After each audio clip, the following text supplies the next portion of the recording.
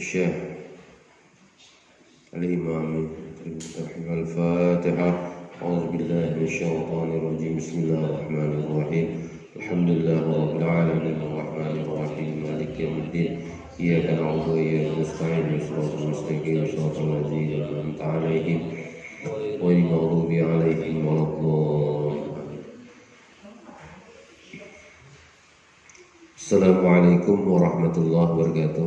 Waalaikumsalam warahmatullahi wabarakatuh. Alhamdulillahirabbil alamin wassalatu wassalamu ala sayyidina Muhammadin wa ala alihi wa sahbihi ajma'in, amma ba'du. Pertama-tama marilah kita memanjatkan puji syukur kita kepada Allah Subhanahu wa taala. Alhamdulillah, dalam kesempatan kita pada hari ini mudah-mudahan kita selalu diberikan berkah oleh Allah Subhanahu wa taala. Dan tanpa pula salawat dan salam kita haturkan kepada keharibahan junjungan kita Nabi besar Muhammad sallallahu alaihi wasallam.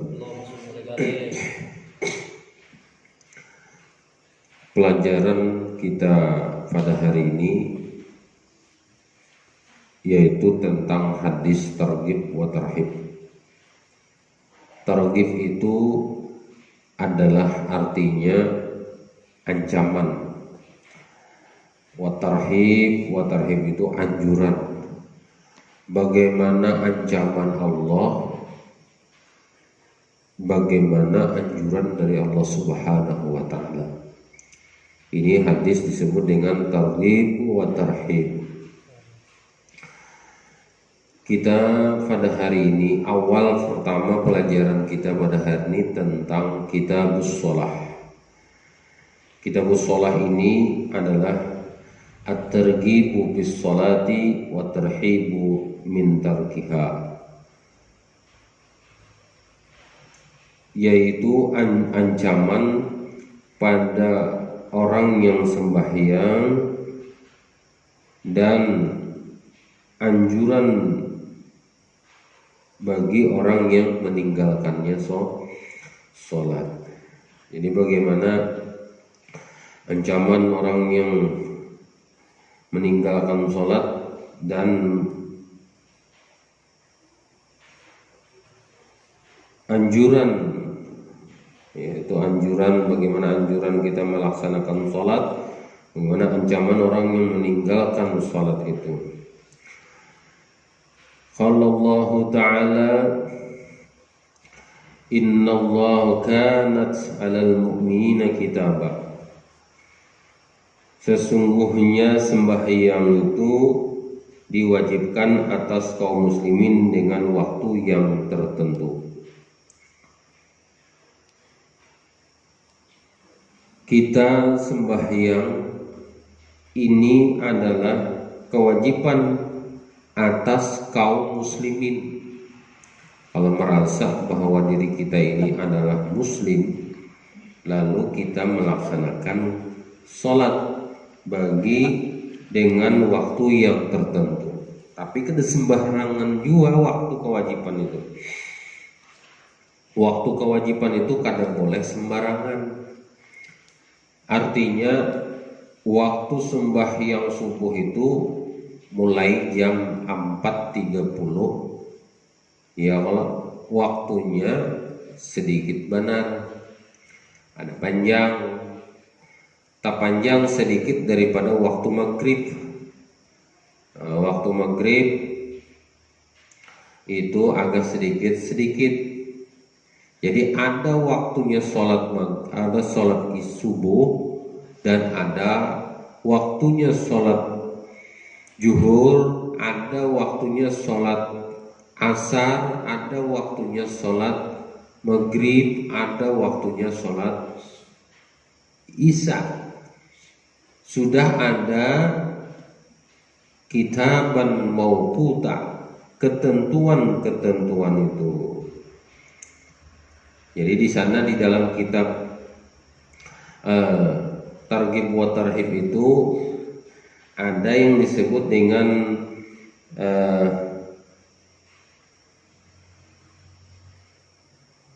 ini adalah kitaban, ada dabitan di atas itu ada tulisannya satu.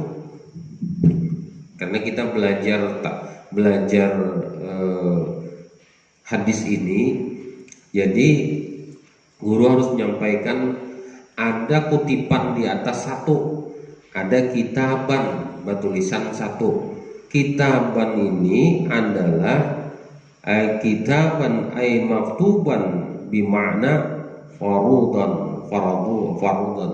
yaitu bimakna maktuban dalam tafsirnya adalah mafruḍan. Mafruḍan itu adalah yang difardukan, sembahyang yang difardukan.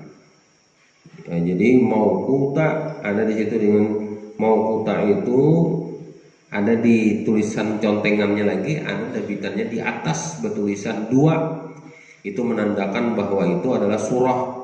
Surahnya disebut surah An-Nisa. Nah, jadi di situ ada contengan-contengannya di situ. Jadi anak-anak sekalian, bahwa sembahyang itu adalah ada suatu kewajiban yang sudah ditentukan oleh Allah. Ada ketentuan zuhur, ada ketentuannya asar, ada yang sudah ditentukan waktunya maghrib, ada sudah ditentukan isya, ada sudah ketentuan sembahyang subuh. Jadi kadang mau kita sembahyang subuh itu pada waktu isya, nah kata itu kan, kadang bisa kita melakukan sembahyang ada di situ mauquta. Nah, itu adalah ketentuan, sudah ada ditentukan waktu-waktu yang sudah ditentukan oleh Allah Subhanahu wa taala. Kecuali kita ada melaksanakan qasar, yaitu antara melaksanakan sembahyang zuhur, sembahyang asar pada waktu zuhur, atau sembahyang zuhur pada waktu asar. Nah, itu qasar namanya. Tapi di sini lain, kita melaksanakan setiap hari. Wa qalallahu ta'ala wa aqimus sholata wa atuz zakata warka'u ma'ar raki'in. Dan dirikanlah salat, wa aqimus shalah wa atuz zakat, dan tunaikanlah zakat, warka'u ma'ar raki'in, rukuklah bersama orang-orang yang rukuk. Artinya di sana artinya melaksanakan sembahyang. Qimus shalah, dirikanlah salat, di situ ai salatul wajib, salat yang wajib, dan tunaikanlah zakat, dan rukuklah bersama orang yang rukuk. Warka'u ma'ar raki'in, rukuklah kepada orang yang rukuk. Nah, di situ ada surah Al-Baqarah. Ada contengannya di sana, ada contengan 3 di atas. Ada kutipan di atas. Nah, kalau orang dahulu itu sekarang ini disebut dengan catatan kaki. Ada catatan kakinya di bawah itu ada 3. 3 itu menandakan bahwa aqimus sholata wa atuz zakata warka'u ma'ar raki'in ini adalah surah Al-Baqarah. Jadi menandakan kita disuruh bahwa sembahyang, kalau ada orang sembahyang rukuk juga. Kalau orang kita sujud kita melaksanakannya. Qala Allah Ta'ala inna sholata tanha 'anil fahsya'i wal munkar. Sesungguhnya sembahyang itu menegah daripada perbuatan mencegah perbuatan yang keji dan perbuatan yang munkar. Jadi ada pertanyaan, ulun guru melaksanakan sembahyang tapi masih aja lagi ambil misalnya, masih aja lagi mengganggu orang, masih aja lagi melakukan perbuatan maksiat, sedangkan innas sholatan ha'anil fahsya wal munkar, bahwa sembahyang itu menegah dari perbuatan keji dan munkar. Orang bahari itu memadahkan itu pada waktunya melaksanakan sembahyang, pada waktu itu kadang melakukan perbuatan maksiat. Nah itu mencegah. Pas ia hendak merampok misalnya, pada waktu itu orang ajan sembahyang misalnya seperti itu. Tapi bukan yang seperti itu juga maksudnya, dalam artian orang yang melakukan perbuatan, kenapa masih lagi melakukan perbuatan maksiat? Orang itu adalah melakukan ibadahnya itu kada sungguh-sungguh, ada ikhlas, ya Allah, terpaksa, dipaksa-paksa dan lain sebagainya. Maka perbuatan-perbuatan maksiat itu bisa terlaksana lagi. Kenapa? Karena kita melakukan perbuatan itu bukan karena Allah Subhanahu wa ta'ala. Itu yang paling jelas dulu, gak usah terlalu panjang yang harus kita jelaskan, karena ini kepentingan daripada pribadi kita masing-masing. Karena sholat fardu itu adalah fardu ain, bukan fardu kifayah. Fardu ain itu diwajibkan bagi perorangan sendiri-sendiri. Pokoknya kalau tidak mengerjakan itu disebut dengan berdosa.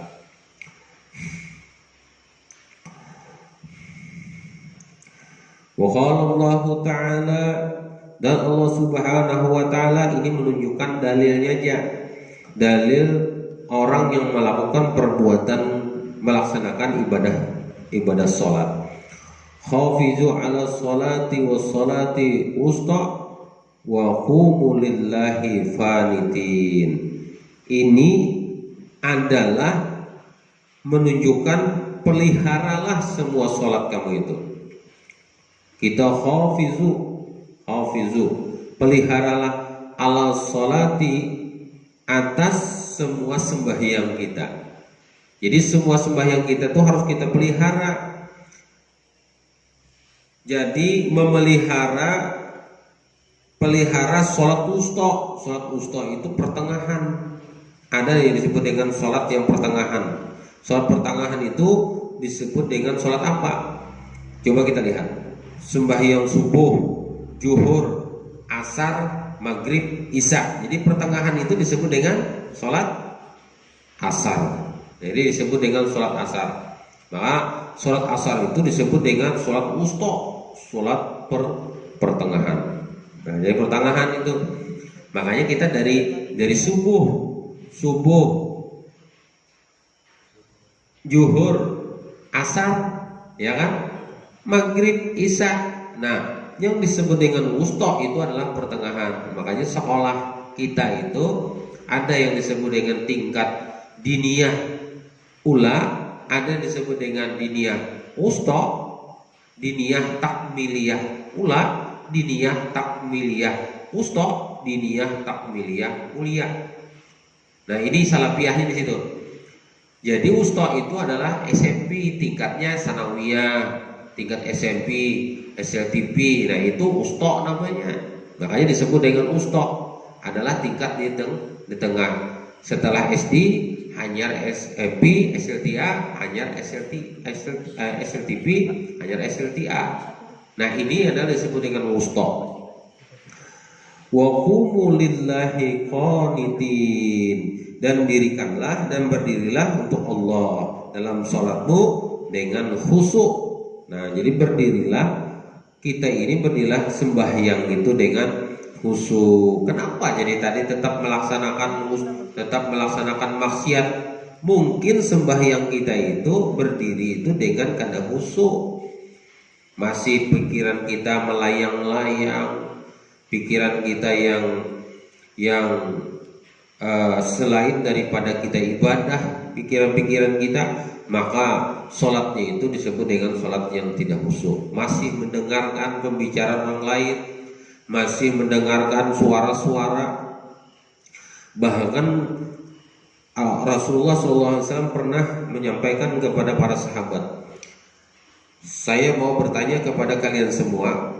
Ini Rasulullah bertanya, kata Rasulullah, siapa di antara kalian yang kawas sembahyang usuku bariku, aku berikan surbanku ini? Angkat tangan langsung Sayyidina Ali. Angkat tangan. Nah, kenapa? Pertama, sembahyangnya itu para sahabat itu lalu sembahyang. Lalu kata Rasulullah setelah sholat, apa yang kamu pikirkan pada waktu kamu sembahyang? Yang ulun pikirkan, kata para sahabat, yang ulun pikirkan sembahyang itu ulun dapat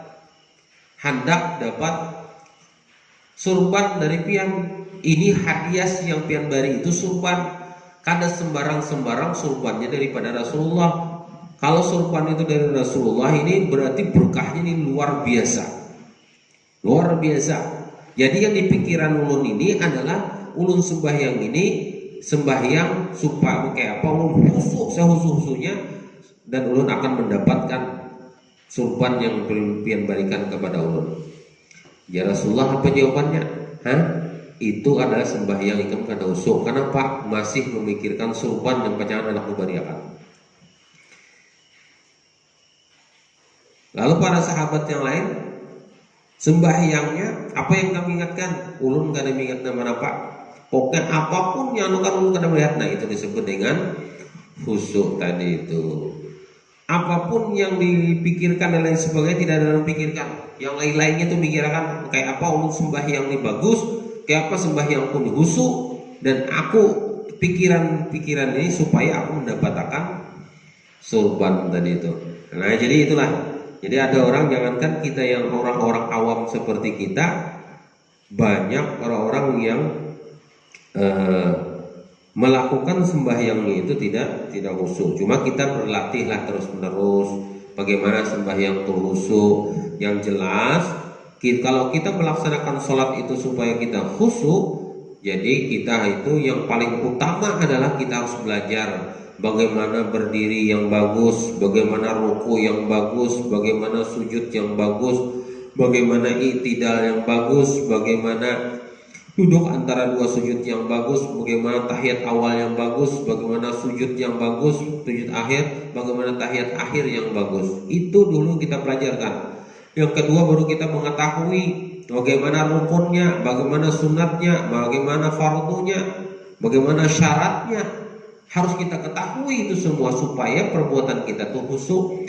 Itu yang lebih utama dulu. Kalau kita mau sembahyang terus tidak tanpa ilmu, maka percumalah ibadah kita. Nah, ibadah itu harus disertai dengan ilmu. Kalau kita beribadah tanpa ilmu, maka ibadah kita itu percuma. Memang sembarangan berarti. Bagaimana mengangkat takbir yang baik, bagaimana bacaannya. Kita pada waktu dalam sembahyang yang kita melakukan sembahyang itu, tahu kita membedakan, oh ini yang sunat, oh ini yang fardu, oh ini yang wajib, oh ini yang rukun, oh ini yang sunnahnya. Jadi kita harus mengetahui, jangan kita asal sembahyang, oh sembahyang Allahu Akbar, oh ini rukun. Tahu kita, oh yang kita kerjakan auzubillahi minasyaitonirrajim itu adalah sunat, oh harus dilaksanakan. Jadi kita harus bedakan. Kalau kita auzubillah, misalnya membaca doa iftitah itu adalah bukan rukun, itu adalah sunat. Nah, jadi kita harus mengetahui bahwa itu bukan wajib, bukan rukun. Oh, kita membaca ini, membaca itu dan lain sebagainya, mengetahui gerakan itu adalah disunatkan oleh Rasulullah. Tahu kita di dalam gerakan-gerakan sembahyang itu, maka ibadah kita itu akan menimbulkan kekhusyuan di sana. Belum lagi kita bacaannya itu belum lagi bacaannya, bagaimana bacaan yang baik, bagaimana tajwid yang baik, bagaimana gerakan yang baik, bagaimana perbuatan-perbuatan yang kita laksanakan itu yang lebih baik, itu belum lagi situ. Hanya kita tahu aja. Nah, jadi itulah anak-anak sekalian. Jadi kita jangan sampai kita tuh tidak mengetahui tentang hal-hal sedemikian itu di dalam ibadah kita. Jadi kalau kita mau sembahyang khusyuk, Karena kita tidak membahas masalah sembahyang bil khusyuk. Kita membahas masalah targhibu fis shalat wa targhibu min tarakiha. Bagaimana orang yang mengerjakan sembahyang, bagaimana orang yang meninggalkan. Bagaimana ancaman bagi orang yang mengerjakan sembahyang, yang meninggalkan sembahyang. Bagaimana ancaman, bagaimana anjuran. Nah, anjuran targhib bis shalah, anjuran pada melaksanakan salat, wa targhib, ancaman bagi orang meninggalkan. Nah, ini targhib wa tarhib.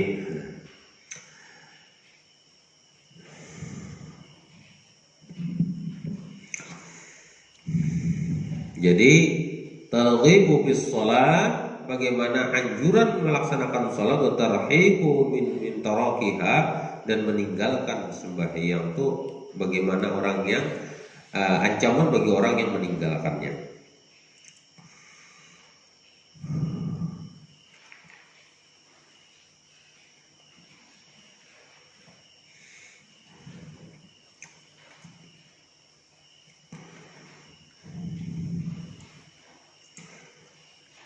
Rasulullah SAW bersabda, miftahul jannati shalah. Kunci surga itu adalah sembahyang. Ini di dalam kitab Ihya Ulumuddin, itu halaman 125. Itu juz 1. Jadi di situ adalah miftahul jannati as-shalah. Jadi hendak kita itu membuka rumah supaya kita bisa masuk ke rumah itu adalah sembahyang. Hendak kita awam masuk di dalam surga itu miftahul, masuk di dalam surga, maka kita masuknya itu melalui kunci, melalui pintu. Kalau kita sudah pintu yang kita buka bisa kita membukanya, maka kita akan melaksanakan, bisa kita masuk di dalam surga karena kunci jadi tangan kita. Kalau kita tidak punya kunci, bagaimana kita masuk di dalam rumah? Begitu juga bagaimana kita tidak mempunyai kunci, bagaimana kita akan bisa masuk di dalam surga. Makanya miftahul jannah as-shalah. Itu kunci surga itu adalah sembahyang. Mungkin kita akan sembahyang kayak mana masuk surga? Nah, jadi gitu. Cuma yang dipelajari yang guru sampaikan pertama itu jangan sampai kita memikirkan hendak masuk surga karena kita sholat. Berarti sembahyang kita itu hendak masuk surga aja. Jangan jualan kita ya Allah. Nah, jadi jangan sampai terjadi seperti itu. Aku sembahyang ini lillahi ta'ala, karena Allah. Aku puasa ini karena Allah. Tidak ada aku sembahyang ini hendak masuk surga. Berarti kamu masuk surganya tuh ambil aja Allah Ta'ala surga. Kawalah surga mempertanggungjawabkan di hadapanku karena ikam sembahyang hendak masuk surga. Kadada ikam tuh sembahyang itu karena bukan karena untuk aku. Kadada. Jadi sembahyanglah kita karena Allah. Jadi kita hendak mendapatkan kuncinya tadi, maka kita sholat. Cuma kita hendak mendapatkan itu bukan kita menghendaki, karena kita sholat itu kan anjuran daripada Allah Subhanahu wa Ta'ala. Dianjurkan oleh Allah kita harus mengerjakan sembahyang 5 waktu, karena itu dianjurkan dari Rasulullah. Makanya kita ini kalau ada Rasulullah, kita kada kenal dengan sembahyang, kada kenal dengan wudu, kada kenal dengan itu semua. Karena ini bawaan daripada Rasulullah. Jadi kita amun hendak ujar Allah Subhanahu wa Ta'ala masuk di dalam ayat ujar di dalam kitab Ihya Ulumuddin ini, hendak masuk surga itu adalah kuncinya adalah sholat. Jadi hadis tersebut dari Jabir yang diriwayatkan oleh Imam Ahmad. Ini sanadnya hasan. Sanadnya adalah hasan. Sabda Rasulullah sallallahu alaihi wasallam, inna awala ma yanzuru fihi min amali 'abdi yaumil qiyamah as-shalah fa in wujidat tammatan kubilat minhu wa sa'iru amalihi wa in wujidat naqisatan ruddat alaihi wa sa'iru amalihi. Wa inna awala ma yanzuru fihi, Sesungguhnya permulaan perkara yang dilihat dari amalnya, min amali daripada amal, min amali abdi yaumil, jadi dari amal perbuatan seseorang abdi, seseorang hamba itu, yaumul kiamah, pada hari kiamat, as-shalah, sembahyang. Jadi sesungguhnya perbuatan perkara yang dilihat dari amal perbuatan seorang hamba itu pada hari kiamat adalah sholat. Jadi yang pertama yang dilihat oleh Allah Subhanahu wa taala, yang paling pertama dihisab oleh Allah Subhanahu wa taala di pada waktu hari kiamat itu adalah sembahyang.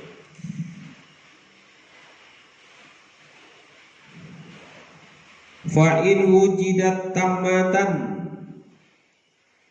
apabila sholat dijumpai, wujidat tammatan, dalam keadaan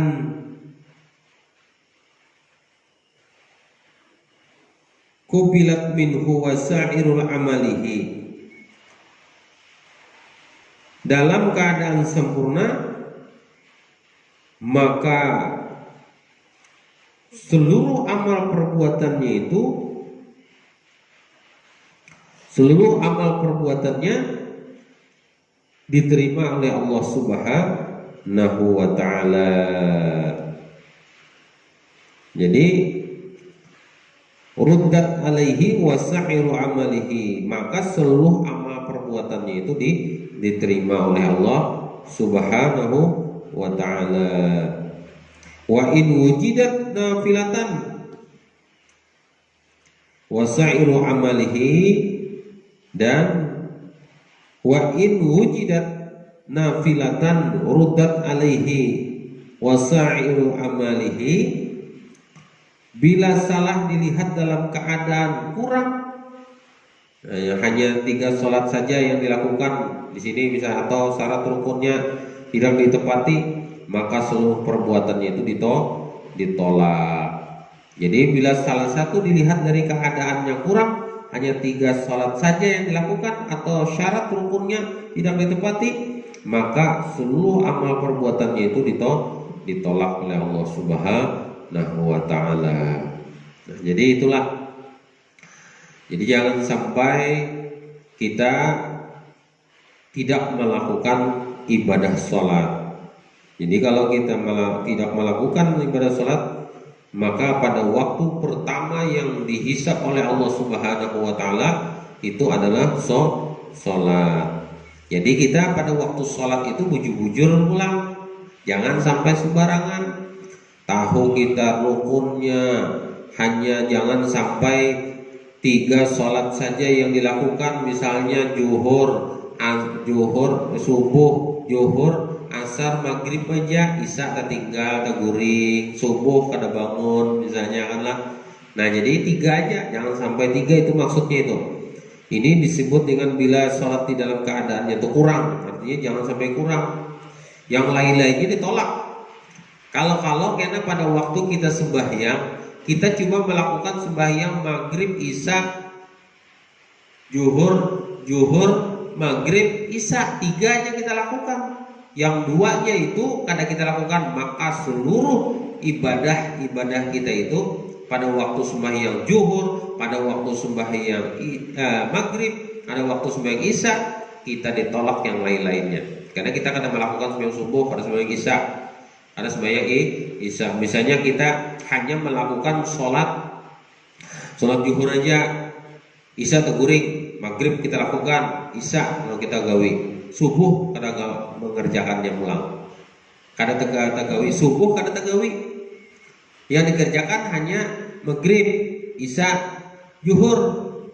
Sembahyang asar dengan sembahyang subuh kada tegawi, maka ibadah kita itu tertolak juga. Jangan sampai ditinggalkan. Wajib dilakukan sembahyang itu 5 waktu, yaitu apa? Subuh, zuhur, asar, maghrib, isya. Di antara 5 itu cuma 3 aja dilakukan, maka kelima-limanya ditolak oleh Allah Subhanahu wa ta'ala. Untung juga aja ada pegawaian gitu, jangan pakai untung-untung. Ya Allah, untung jauh gorengnya menggawinya sembahyang itu. Coba yang lain mah kada mengerjakan, jangan diumpati yang kada. Harus kita laksanakan ibadah sholat. Dan tahu pulang kita dilakukannya. Nah di sini bila saat itu dia dalam keadaan kurangnya itu atau syarat rukunnya tidak ditepati, maka seluruh amar perbuatannya itu ditolak. Jadi di sini adalah warudda alaihi wa sa'iru amalihi, maka seluruh amal itu ditolak. Yang lainnya ditolak. Jadi semuanya itu ditolak karena rukunnya kada ingat, kada tahu. Di dalam rukun kita ada berapa? Ada 13. Ada 15, ada 19. Nah, jadi macam-macam tuh. Mungkin kita anak megang 13, ada yang megang 15, ada yang megang 19. Jadi di antara rukun kita itu, rukun yang 13 itu atau yang tadi misalnya ada beberapa yang kita kada ingatkan, maka semuanya itu ditolak. Misalnya di antara 13 itu rukunnya tahu kita ada sekitar 10 yang kita ingat di dalam sembahyang. Tadi aku rukunnya cuma sampai 10-nya, 3 tertinggal rukunnya, rukun yang 3 itu terakhir. Apakah di tengah-tengah, kah di awal, kah ada rukunnya tertinggal, maka yang ibadah yang itu ditolak oleh Allah Subhanahu wa taala. Nah, syaratnya juga syarat rukunnya. Nah, syaratnya apa? Misalnya kita sembahyang di hadapan kita banyak tahi, kan mungkin syaratnya harus bersih. Ada bisa kok kita sembahyang, biar aja di sini, yang penting aku ampar. Nah, lingkungan situ adalah lingkungan yang kotor, kada mau kok kita laksanakan.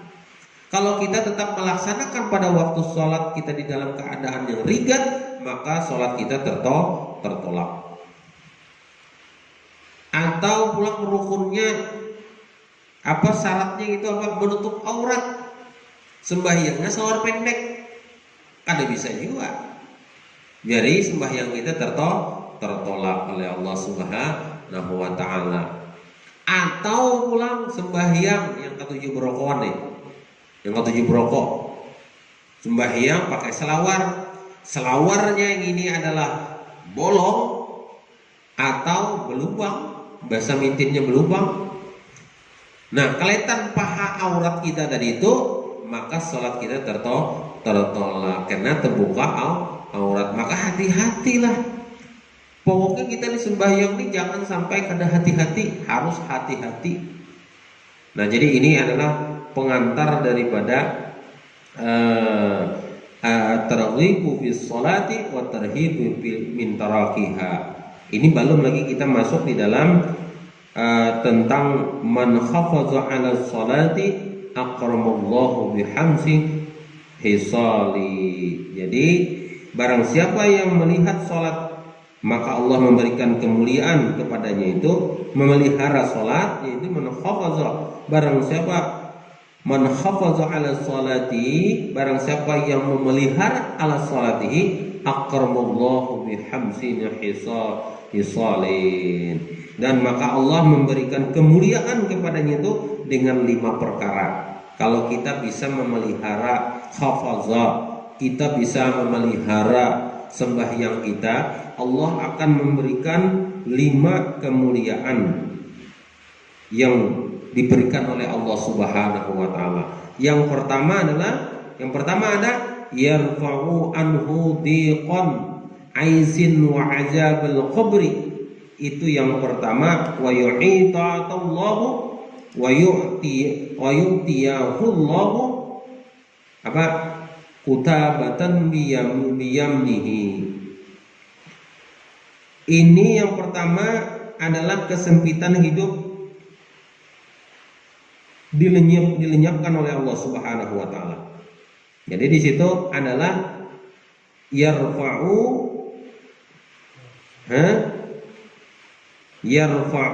anhu diqan aisin, yaitu artinya kesempitan hidup itu dihilangkan oleh Allah Subhanahu wa taala. Di dunia Artinya kita diberikan kebahagiaan. Itu nanti kita bahas pada waktu pertemuan hadis yang kedua. Pada hari ini kita membahas masalah firman Allah yang masalah sholatnya saja. Jadi masalah sholat itu ada beberapa tadi, yaitu yang pertama adalah tentang sholatu amma imanuddin. Yang pertama itu inna sholata kana al-mu'minina kitaban mawquta wa aqimus shalah wa atuz zakah warka'u ma'ar raki'in inna sholata tanha 'anil fahsya'i wal munkar. Jadi khafija 'ala sholati wusta wa qumu lillahi qanitin.